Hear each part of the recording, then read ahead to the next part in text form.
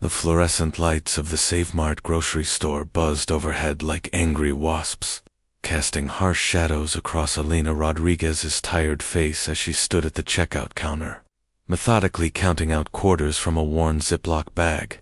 Her fingers, cracked and raw from her night shift at the industrial laundry facility, trembled slightly as she placed each coin on the counter with deliberate precision. 25 cents, 50 cents, 75, the metallic clink of each. Quarters seemed to echo through the nearly empty store at 11:30 on a Tuesday night. In her left arm, she cradled her 8-month-old son, Marcus, whose labored breathing had kept them both awake for 3 nights straight. His tiny chest rose and fell with a wheeze that made her heart clench every single time. The special hypoallergenic formula she needed sat on the counter like a beacon of hope and despair. Combined hope, because it might finally help Marcus keep something down. Despair, because she already knew she didn't have enough money to pay for it.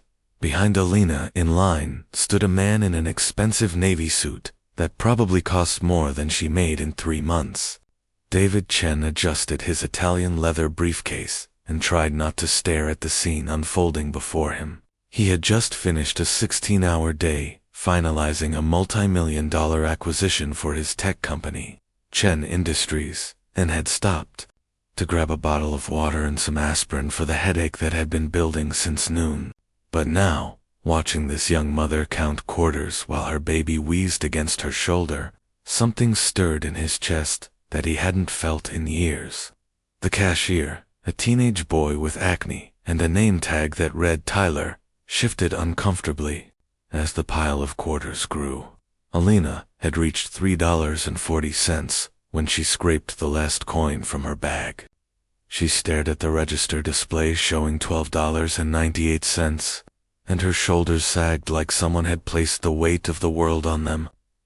Marcus coughed, a harsh, barking sound that made several people in the store turn to look, and Elena instinctively bounced him gently, whispering soft Spanish words of comfort into his ear even as tears began to form in her own eyes.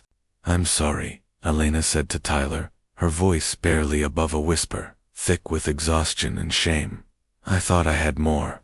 Can you take off the formula and just ring up the rice and beans?"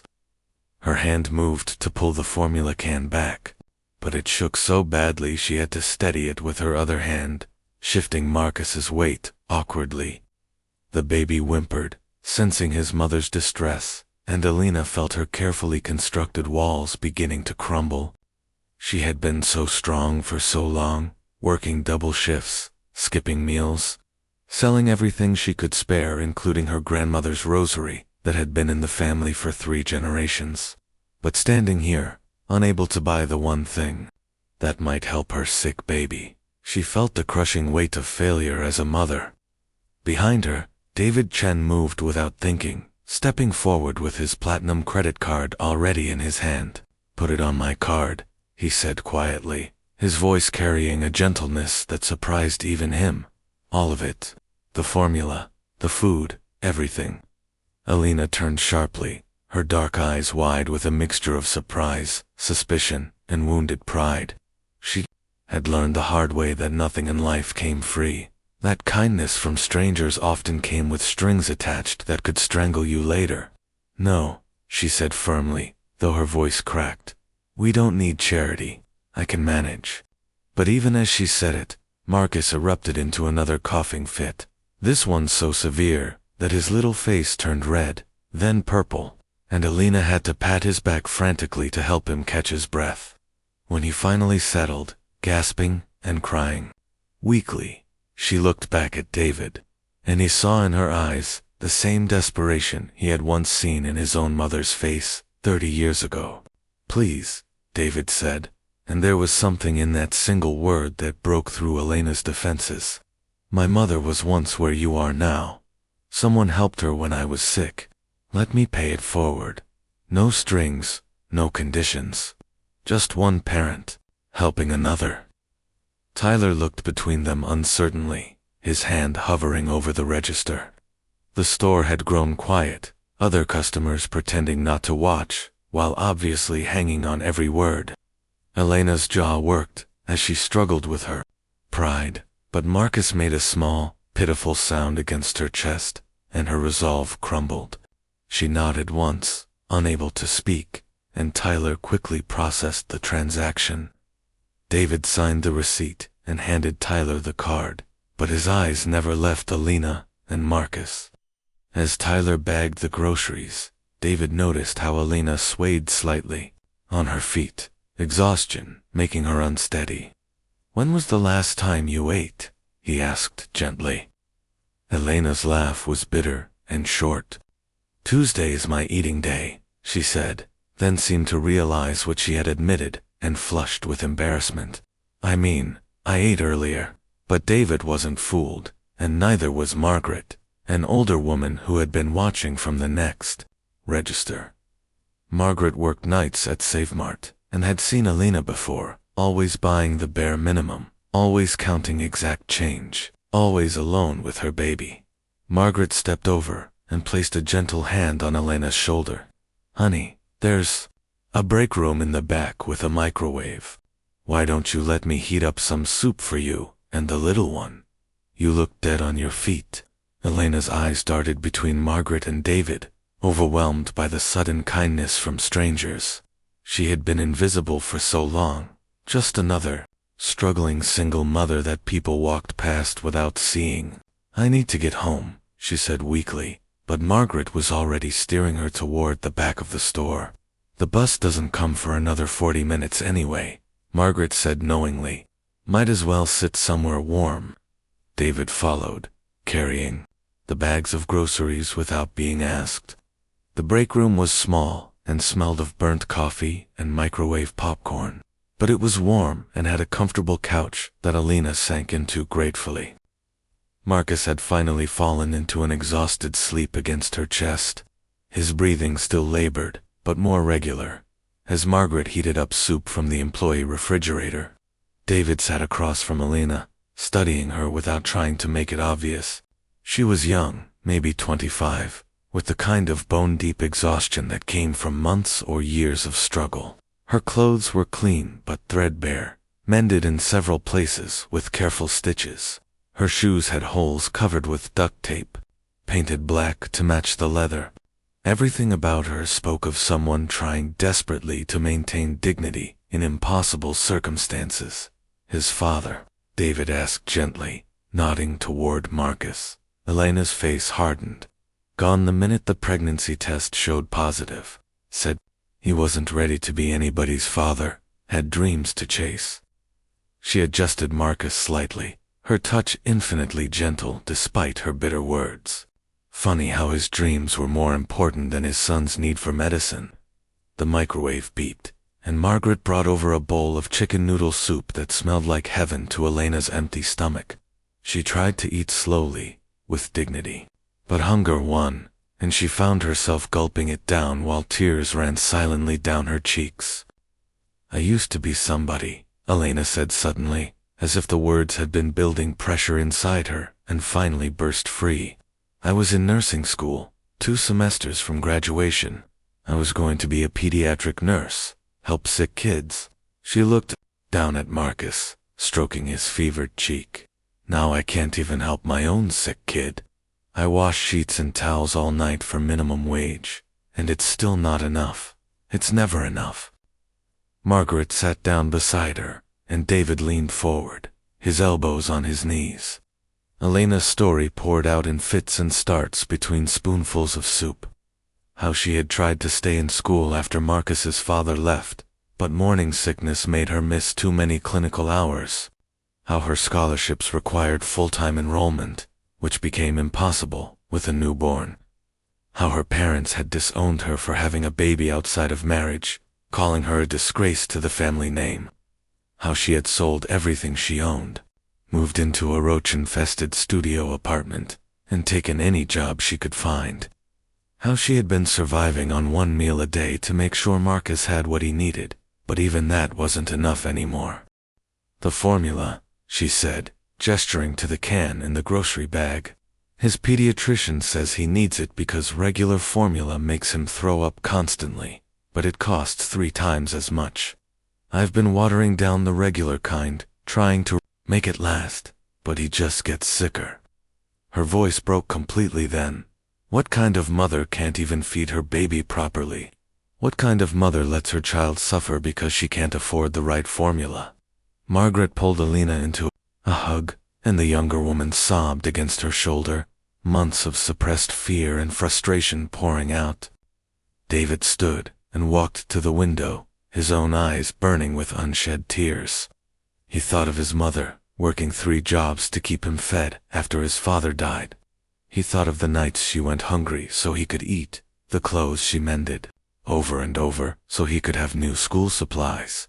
He thought of how she had cried when a stranger at their church had quietly paid their overdue electric bill, saving them from having their power cut off in the middle of winter. When sobs had quieted 2 hiccups, David turned back to face her. "What if I told you there was a job opening at my company?" he said. Alina looked up, confused and wary. Chen Industries has an on-site daycare for employees. Full benefits, including health insurance that would cover Marcus's medical needs. We're looking for someone to manage our employee wellness program. Someone with medical knowledge would be ideal. Alina stared at him as if he were speaking a foreign language. "But I didn't finish my degree. I'm not qualified for anything like that." David pulled out his business card and placed it on the table. "You're qualified to understand what our employees need, because you've lived it. You know what it's like to struggle, to juggle childcare and work, to worry about medical bills. That's the kind of perspective we need." He paused, choosing his words carefully. "This isn't charity, Alina. This is a real job offer. You'd have to interview, prove yourself, work hard, but I think you've already proven you can do that." Alina picked up the card with shaking fingers, reading it over and over, as if it might disappear. "David Chen, Chief Executive Officer, Chen Industries. Why?" she whispered. "Why would you do this for a stranger?" David was quiet for a long moment, then pulled out his phone and showed her a faded photograph. It was a picture of a young Asian woman holding a small boy, both of them thin and worn-looking but smiling. "That's my mother and me, 32 years ago," he said. "We had just gotten approved for food stamps after she swallowed her pride and applied. A stranger in the grocery store had seen her counting pennies to buy milk and quietly paid for our entire cart. That man owned a small printing company and offered her a job doing the books. She worked there for 15 years, put me through school, and never forgot that kindness." He put the phone away and met Elena's eyes. "My mother always said that success means nothing if you don't use it to lift others up. She passed away 5 years ago, but I try to honor her memory by paying attention, by not walking past when I see someone struggling the way we did." Margaret had been quiet through all of this, but now she spoke up. "You know, I've been working here for 20 years, and I've seen a lot of hard luck stories, but I've also seen miracles happen when people decide to help each other. Honey, you've been carrying this load alone for too long. Maybe it's time to let someone help carry it." Alina looked down at Marcus, who had woken and was staring up at her with trusting brown eyes, his little hand wrapped around her finger. She thought about the endless cycle of exhaustion and worry, the constant anxiety about making ends meet, the fear that she was failing her son every single day. Then she thought about what it would mean to have health insurance, to be able to take Marcus to the doctor without counting quarters, to maybe even finish her degree someday. "The interview," she said slowly, testing the words. "When would it be?" David smiled, the first genuine smile he'd had in months. "How about Thursday? That gives you tomorrow to rest and prepare. Bring Marcus with you. I want you to see the daycare facility. Make sure you're comfortable with it." He pulled out his phone and started typing. "I'm sending you the address and details now. What's your phone number?" Alina gave it to him, then laughed shakily. "I hope you're not expecting much. I haven't worn anything but this uniform in 6 months. I sold my interview clothes to buy Marcus's crib." Margaret stood up decisively. "What size are you, honey?" My daughter is about your size, and she just cleaned out her closet. Professional clothes she never wears anymore. I was going to donate them, but I think they'd look better on you." The kindness was overwhelming, and Alina felt fresh tears starting. "I don't know what to say. I don't know how to thank you both." "Then don't," David said simply. "Just show up Thursday and be yourself. Tell your story the way you told it tonight. Be honest about what you've been through and what you've learned from it. That's all I ask." He stood to leave, then paused. "Actually, there is one more thing. There's a urgent care clinic 2 blocks from here that's open until midnight. They have a sliding scale payment plan. Take Marcus there tonight. Get him properly checked out. The formula will help, but he might need antibiotics for that cough." He pulled out his wallet and placed several bills on the table. "This is not charity. This is an advance on your interview outfit budget. Margaret, make sure she gets to the clinic." Margaret nodded firmly, already gathering her coat. "My shift ends in 10 minutes. I'll drive you myself." As David left the break room, Alina called after him. "Mr. Chen." He turned back. "What if I'm not what you're looking for? What if I fail the interview?" David's expression softened. "Alina, you've been succeeding at the hardest job in the world, being a single mother with no support and no resources. You've kept your son fed, clothed, and loved despite impossible circumstances. If you can do that, you can do anything." He paused at the door. "Besides, failure isn't falling down. Failure is staying down. And from what I've seen tonight, you don't know how to stay down." After he left, Alina sat in the quiet break room, holding Marcus close, feeling something she hadn't felt in so long. She'd almost forgotten what it was called. Hope. It was fragile, like a soap bubble that might pop at any moment, but it was there, shimmering with possibility. Margaret returned, with her coat and car keys. "Come on, honey, let's get that baby to the doctor, and then we're going to my house to look through those clothes. My daughter was a size 6, worked at a law firm before she had her twins. You're going to look like $1 million at that interview." As they walked through the store toward the exit, Alina noticed other employees nodding at her with respect, some offering small smiles of encouragement. Tyler gave her a thumbs up from his register. The security guard, who had watched her count quarters so many times before, tipped his hat. She realized that she hadn't been as invisible as she'd thought. People had seen her struggle, her dignity in the face of hardship, her fierce love for her son. They had been silently rooting for her all along, waiting for the moment when someone would finally step up to help. The urgent care visit revealed that Marcus had the beginning of an ear infection on top of his formula intolerance, exactly as David had suspected. The doctor prescribed antibiotics and gave Alina samples of the hypoallergenic formula to last a week. The sliding scale meant the visit cost only $20, which Alina could manage with what David had given her. As Margaret drove her home, afterward, Alina stared out the window at the city lights blurring past. "Why do you think it happened tonight?" she asked. "Why did Mr. Chen choose tonight to be in that store, in that line, at that exact moment?" Margaret smiled wisely. "Honey, I've learned that sometimes the universe puts people exactly where they need to be, exactly when they need to be there. Your struggle called out, and David Chen was in a position to answer. That's not coincidence. That's providence." Alina's studio apartment was small and sparse, but she had made it as homey as possible, with Marcus's drawings taped to the walls, and a small plant growing on the windowsill. Margaret helped her carry everything inside, then surprised her by pulling out a bag from her trunk. "Almost forgot. I grabbed these from the stores, lost and found. They've been there for months. So they're fair game. Baby clothes, all different sizes. Some of them still have tags on them." Alina opened the bag to find dozens of baby outfits, sleepers, and even a warm winter coat in Marcus's size. She held up a tiny blue onesie with rockets on it and finally let herself laugh, really laugh, for the first time in months. "He's going to look so handsome," she said, hugging the clothes to her chest, after Margaret left with promises to return. Thursday morning, to help with interview preparation, Alina gave Marcus his medicine and changed him into one of the new sleepers. He seemed to breathe easier already, the antibiotics beginning their work.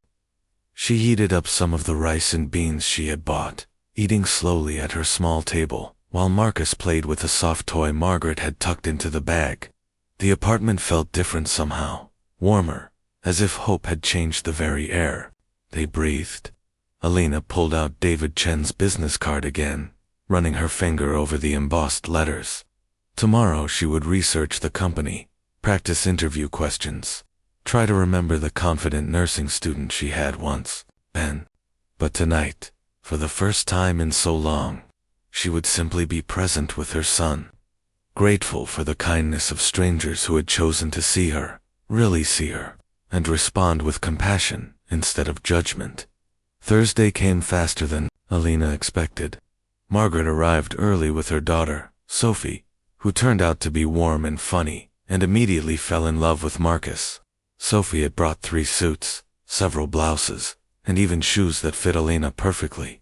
"I went a little crazy when I got my first corporate job," Sophie admitted, helping Alina with her makeup. "Bought all these power suits that I never wore. I'm more of a creative, casual person. But you look like you were born to wear this navy blazer. Very professional, but approachable." Alina stared at herself in the mirror, hardly recognizing the polished woman looking back. The dark circles under her eyes were hidden by concealer. Her hair was pulled back in a sleek bun that Sophie had styled, and the clothes fit as if they had been tailored for her. She looked like someone who belonged in an office, someone with important decisions to make, someone whose opinion mattered. Marcus seemed to sense the importance of the day and had been remarkably calm, his fever finally broken and his breathing clear. Margaret had offered to watch him during the interview, but Alina remembered David's words about bringing him to see the daycare. She dressed Marcus in the rocket onesie and tiny khaki pants from the lost and found bag, and he looked like a baby from a magazine advertisement, all chubby cheeks and bright eyes. "You're my good luck charm," she whispered to him as they waited for the bus. "We're a team, you and me. We're going to show Mr. Chen what we're made of." The Chen Industries building was a modern glass and steel structure that reached toward the sky like a promise. Alina's hands shook slightly as she walked through the rotating doors into a lobby that was all marble and soft lighting. The receptionist, a young man with kind eyes, smiled warmly when she gave her name. "Ms. Rodriguez, Mr. Chen is expecting you. Let me call someone to escort you up."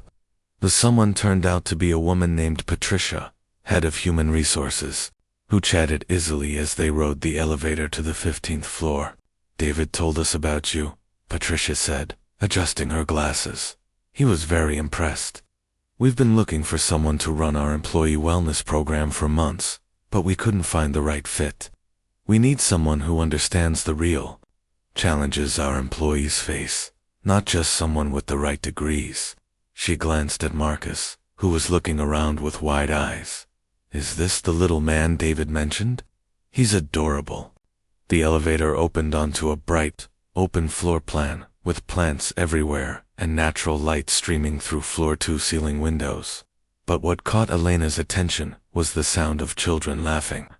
Patricia led her toward a glass-walled area where Alina could see a professionally equipped daycare center with colorful play areas, a reading corner, and what looked like a separate room for infants. "This is our pride and joy," Patricia said. "Free daycare for all employees, open from 6 a.m. to 8 p.m. to accommodate different shifts. We have certified early childhood educators, a nurse on staff, and we provide all meals and snacks." Alina watched as toddlers painted at small tables, while babies played on soft mats, and older children built with blocks. The caregivers were attentive and engaged, and the children looked happy and well cared for. "Can I?" Alina asked, gesturing toward the door. Patricia smiled. Of course, let's introduce Marcus to Ms. Janet, our infant room supervisor.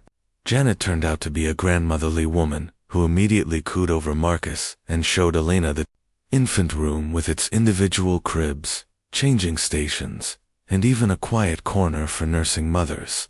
We maintain a 3-to-1 ratio for infants, Janet explained, expertly bouncing Marcus, who seemed fascinated by her dangling earrings. Every baby has a daily log where we track feeding, sleeping, and diaper changes. Parents can check in any time through our app, and we send photos throughout the day. Elena felt tears threatening again, but for once they were tears of relief. This was beyond anything she had imagined possible. Marcus would be safe, well cared for, just an elevator ride away if he needed her. He has some health issues, she said honestly. Formula intolerance and recurring ear infections. Janet nodded knowingly. About 30% of our babies have special dietary needs. We work with each family's pediatrician to make sure we're following the right protocols. We keep all prescribed formulas and medications in individual locked cubicles. You'd be amazed how common these issues are. You're not alone in this. That phrase, "you're not alone," hit Elena like a physical force. She had been alone for so long that she had forgotten what it felt like to be part of something larger, to have support and understanding. Patricia allowed Elena a few more minutes to settle Marcus with Janet, who assured her he would be fine for the hour-long interview. If he fusses at all, I'll bring him right up, Janet promised. Elena kissed Marcus's forehead, breathing in his baby smell for courage. Then followed Patricia to a conference room where David Chen waited along with 2 other executives. The interview itself was unlike anything Elena had experienced. Instead of rapid-fire questions about her qualifications, they asked her to tell her story. They wanted to know about her experiences, her struggles, what she had learned about resilience and survival.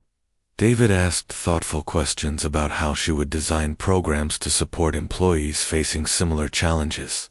Based on your own experience, one executive asked, what would have made the biggest difference in your ability to stay in school or maintain employment? Elena thought carefully, then spoke from her heart.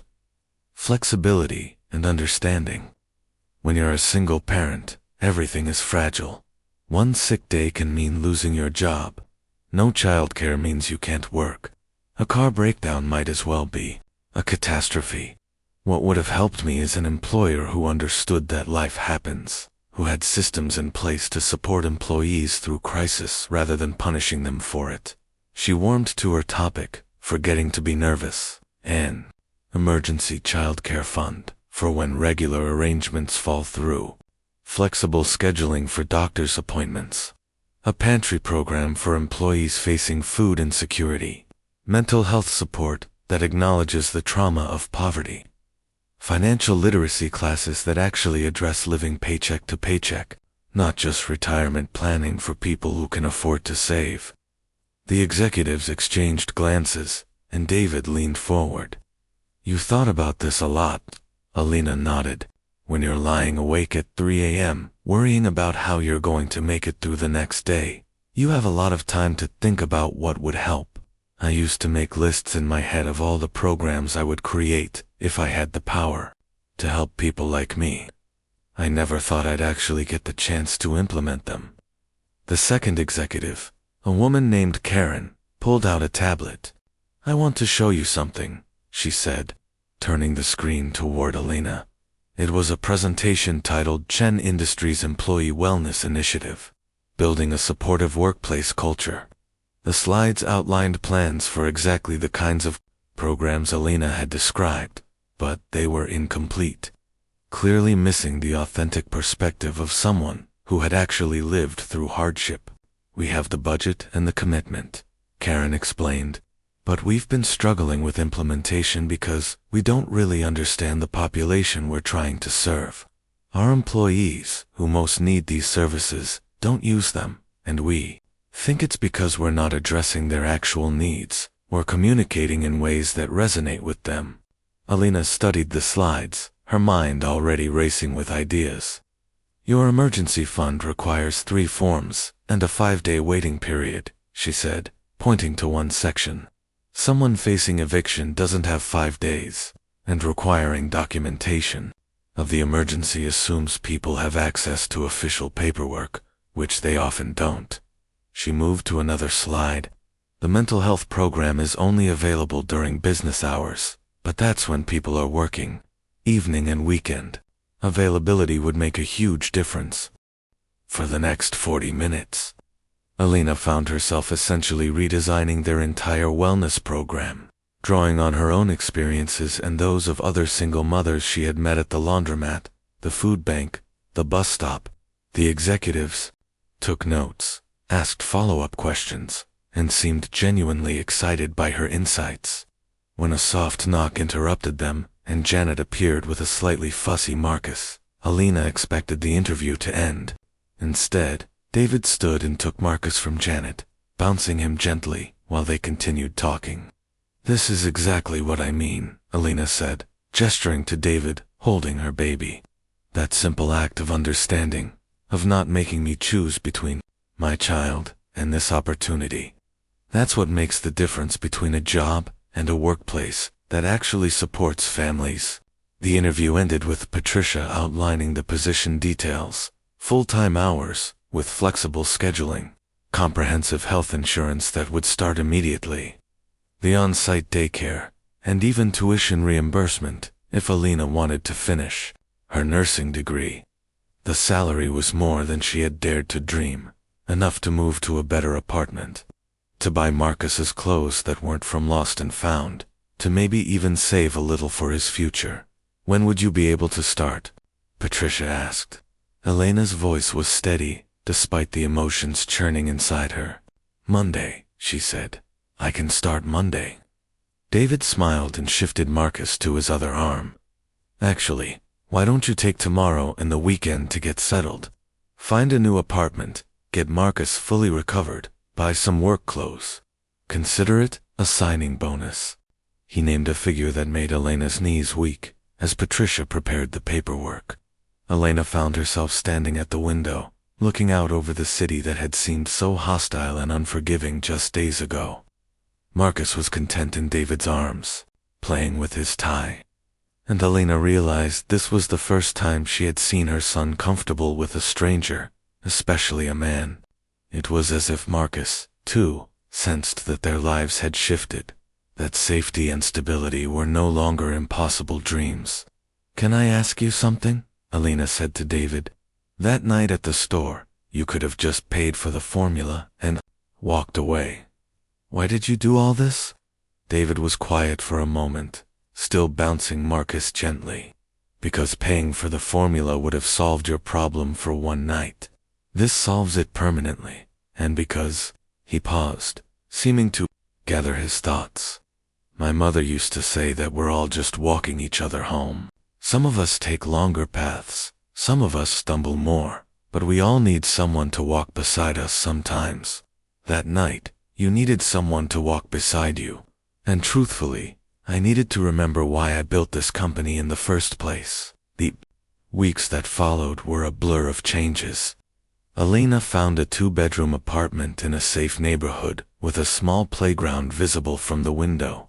Sophie helped her furnish it with items from Facebook Marketplace and thrift stores, turning it into a real home. Marcus thrived in the daycare, his health issues resolving with consistent medical care and the right formula. Alina threw herself into her new role, creating programs that actually reached the employees who needed them most. She instituted no questions asked emergency grants that could be processed within hours. She partnered with local organizations to provide everything from car repair services to professional clothing closets. She started support groups for single parents that met during lunch hours with food provided. Within 3 months, employee retention had increased by 30%, and the wellness programs had become a model that other companies wanted to replicate. But the most profound change was in Alina herself. The hunched, exhausted woman who had counted quarters in the grocery store was replaced by someone who walked with confidence, who spoke up in meetings, who mentored other struggling parents. She had started taking online classes to finish her nursing degree, with the company paying tuition and adjusting her schedule to accommodate study time. Marcus, now healthy and thriving, had become something of a mascot for the daycare, toddling around and bringing joy to everyone he met. His vocabulary was exploding, and his favorite word was Davy, his version of David, who stopped by the daycare regularly to check on them both. One evening, 6 months after that fateful night in the grocery store, Alina was working late on a presentation for the board about expanding the wellness program to Chen Industries' other locations. David knocked on her office door, holding 2 cups of coffee. "Thought you could use this," he said, setting one on her desk. Alina smiled and pushed back from her computer. "You know, I never asked you what happened to James Barrett." David's expression darkened slightly. "James, he was never actually hired. His interview didn't go well. Turned out his resume was largely fabricated." Alina laughed for the first time about her ex. "That sounds about right. Marcus is better off without him." They sat in comfortable silence for a moment. Then David said, "You know what today is?" Alina shook her head. "It's exactly 6 months since the grocery store. I wanted to mark it, somehow, to acknowledge how far you've come." He pulled out a small wrapped box and placed it on her desk. Inside was a silver frame containing 2 photos side by side. One was a security camera still from the grocery store that night, showing Alina at the counter with Marcus, looking defeated and alone. The other was from last week's company picnic, showing Alina laughing as Marcus played on a swing, surrounded by friends and colleagues. "Before and after," David said simply, though really, the strength was always there. You just needed the opportunity to show it. Alina studied the photos, seeing her journey laid out in stark contrast. "You know what the strangest part is," she said. "I'm grateful for the struggle. Not for the pain or the fear, but for what it taught me.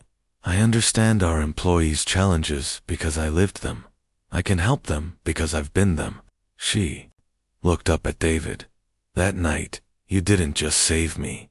You gave me the chance to save others." As if summoned by the conversation about him, Patricia appeared in the doorway with Marcus, who had stayed late at daycare while Alina worked. He toddled straight to David, arms up, demanding to be held. David scooped him up easily, and Marcus immediately grabbed for his tie, a favorite game between them. "The board approved the wellness program expansion," Patricia announced, grinning. "They want you to lead the implementation team, Alina. It means a promotion, a raise, and some travel to our other locations." Alina felt tears threatening again, but now she was used to them, these tears of joy and gratitude that seemed to come so easily now. "I don't know what to say," she managed. "Say yes," David said, smiling as Marcus babbled happily in his arms. "Say yes to all of it. To the promotion, to finishing your degree, to the life you've built. You've earned every bit of it." Alina stood and walked to the window again, looking out at the city lights. 6 months ago, those lights had seemed cold and distant, representing a world that had no place for her. Now they looked warm and welcoming, full of possibility and promise. She thought about the other single mothers out there, counting quarters, skipping meals, wondering how they would make it through another day. She thought about how she could reach them, help them, show them that their struggles didn't define their worth or limit their futures. "Yes," she said, turning back to face David and Patricia, Marcus gurgling happily between them. "Yes, to all of it." As she watched her son play with David's tie, surrounded by people who had become family, Alina realized that the title of her story had changed. It was no longer struggling single mom buys formula with quarters. The CEO behind her whispers, "Put it on my card." That was just the first chapter. The real story was about what happened after, how kindness created opportunity, how opportunity became purpose, and how one moment of compassion rippled outward to touch countless lives. The real story was that sometimes, When you think you're at the end of everything, you're actually at the beginning of something beautiful. Later that night, after Alina had put Marcus to bed in his new toddler bed with the rocket sheets Sophie had bought him, she sat at her kitchen table with her laptop, writing an email to the company-wide distribution list. She wanted to share her story with the employees, to let them know that the person running the wellness program understood their struggles firsthand. As she typed, she thought about including the details of that night in the grocery store, but decided against it. Instead, she wrote about resilience, about the importance of accepting help when offered, about how Chen Industries was committed to ensuring no employee ever had to choose between feeding their child and keeping their job. She ended with an open invitation. If you're struggling, please reach out. There is no shame in needing help. There is only courage in asking for it.